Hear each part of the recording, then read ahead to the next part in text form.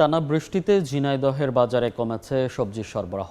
সপ্তাহ ব্যবধানে প্রকারভেদে কেজিতে বেড়েছে 10 থেকে 20 টাকা পর্যন্ত। বিস্তারিত জানাতে শহরের নতুন হাটখোলা পাইকারি বাজারে আছেন সহকর্মী লোটাস রহমান সোহাগ। সরাসরি যাচ্ছি তার কাছে।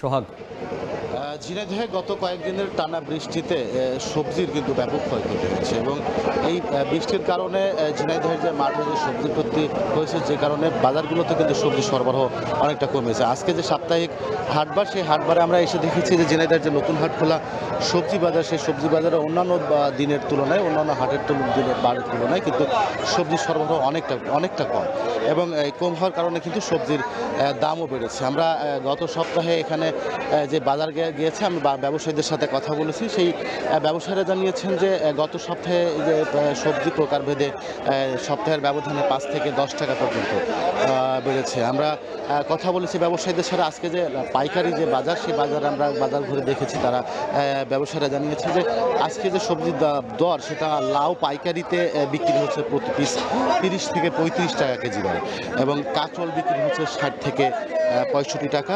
টমেটো বিক্রি হচ্ছে 110 থেকে 120 টাকা কেজি পর্যন্ত। মূলা বিক্রি হচ্ছে 30 থেকে 35 টাকা। ফুলকপি বিক্রি হচ্ছে 60 টাকা কেজি দরে।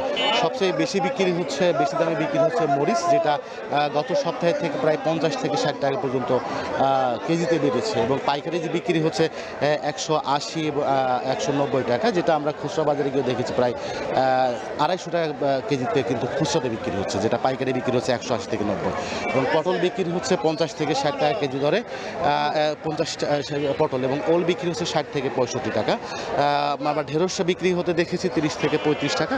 কচু বিক্রি হচ্ছে 50 থেকে 60 টাকা কেজি দরে এবং করলা বিক্রি হচ্ছে 70 থেকে 75 টাকা কেজি দরে। উচ্ছে বিক্রি হচ্ছে 80 এবং ঝিঙে বিক্রি হচ্ছে 60 থেকে 70 টাকা কেজি দরে। আমরা ব্যবসায়ীদের সাথে কথা বলছি। তারা বলছে যে অতিবৃষ্টির কারণে গত কয়েকদিন যে টানা বৃষ্টি, সেই বৃষ্টির কারণে সবজি খেতে পানি জমার কারণে সবজি কিন্তু নষ্ট হয়েছে, যে কারণে সবজির সরবরাহ কম। এবং কৃষি বিভাগ বলছে এই টানা বৃষ্টির কারণে কিন্তু সবজির যে ক্ষতি, প্রায় 9.5 হেক্টর জমিতে কিন্তু সবজি এখন পর্যন্ত সবজি নষ্ট হয়েছে এবং এখানে প্রায় 201 মেট্রিক টন সবজি এখানে ক্ষতিগ্রস্ত হয়েছে, যার হিসাব যা বলছে কৃষি বিভাগ বলছে প্রায় 1.5 কোটি টাকা এই সবজি বিক্রি নষ্ট হয়েছে। এবং কৃষি বিভাগ বলছে যে এই বৃষ্টি যদি অব্যাহত থাকে তাহলে হয়তো সবজি আরও ক্ষতিগ্রস্ত হবে, সবজির দাম বাড়তে পারে। এবং ব্যবসায়ীরা বলছে যদি বৃষ্টি আর না হয় সেক্ষেত্রে সবজি সরবরাহ কিছুদিন পরে 10 থেকে 15 দিন বা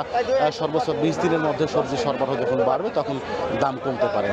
তো এই ছিল আমার কাছে ঝিনাইদহের যে নতুন হাটখোলা সবজি বাজার, সেই সবজি বাজারের সর্বশেষ। বাজার পরিস্থিতির খবর জানতে সরাসরি যুক্ত ছিলাম ঝিনাইদহ থেকে।